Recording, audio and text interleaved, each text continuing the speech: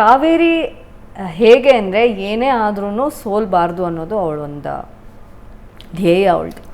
So ಅವಳು ಮಗನಿಗೆ ವಿಚಾರ ಗೊತ್ತಾಗಬಾರ್ದು ಅಂತಲೇ ಏನೇನೋ ಕಷ್ಟಪಡ್ತಾಳೆ. ಅವ್ರನ್ನ ಕೊಂದೆ, ಇವ್ರನ್ನ ಕೊಂದೆ, ಸುಳ್ಳು ಹೇಳಿದೆ, ಮ್ಯಾನಿಪ್ಯುಲೇಷನ್ ಮಾಡಿದೆ, ಎಲ್ಲ ಮಾಡ್ತಾಳೆ. ಆದರೆ ಕೊನೆಯಲ್ಲಿ ಮಗನಿಗೆ ಅವಳು ಸತ್ಯ ಗೊತ್ತಾಗ್ಬಿಡತ್ತೆ. ಸೊ ಸತ್ಯ ಗೊತ್ತಾದಾಗ ಅದನ್ನು ಒಪ್ಕೊಳ್ಬೇಕು ಅಂತ ಅವಳಿಗೆ ಅನ್ಸೋದೇ ಇಲ್ಲ. ಹೌದು, ನಾನು ಮಾಡಿದ್ದು ಸುಳ್ಳು, ತಪ್ಪು ಅಂತ ಅವಳಿಗೆ ಅನ್ಸೋದೇ ಇಲ್ಲ. ಯಾಕಂದರೆ ಅವಳ ಪ್ರಕಾರ ಅವಳು ಮಾಡಿದ್ದು ಸರಿಯೇ. ತನ್ನ ಮಗನಿಗೋಸ್ಕರ ತಾನೇನೇ ಮಾಡಿದ್ರು ಅದು ಸರಿ ಅನ್ನೋದು ಅವಳ ವಾದ. ಸೊ ಎಲ್ಲ ವಿಷಯ ಮಗನಿಗೆ ಗೊತ್ತಾದ ಮೇಲೆ, ಯಾರಿಗೆ ಗೊತ್ತಾಗಿದ್ರೂ ಅವಳು ಅಷ್ಟು ತಲೆ ಕೆಡಿಸ್ಕೊತಿರ್ಲಿಲ್ಲ. ಆದರೆ ಮಗನಿಗೆ ಗೊತ್ತಾದ ಮೇಲೆ ಅವಳಿಗೆ ಅನ್ಸೋದಿಷ್ಟೇ, ನಾನು ಬದುಕೇನು ಪ್ರಯೋಜನ ಇಲ್ಲ ಅಂತ.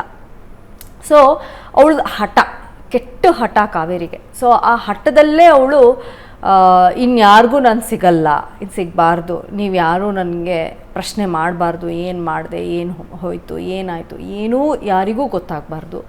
ಸೊ ಮಗನಿಗೆಲ್ಲ ಗೊತ್ತಾದ ಮೇಲೆ ಬದುಕೇನು ಪ್ರಯೋಜನ ಇಲ್ಲ ಅನ್ನೋದು ಅವಳ ಒಂದು ಮೆಂಟಾಲಿಟಿ.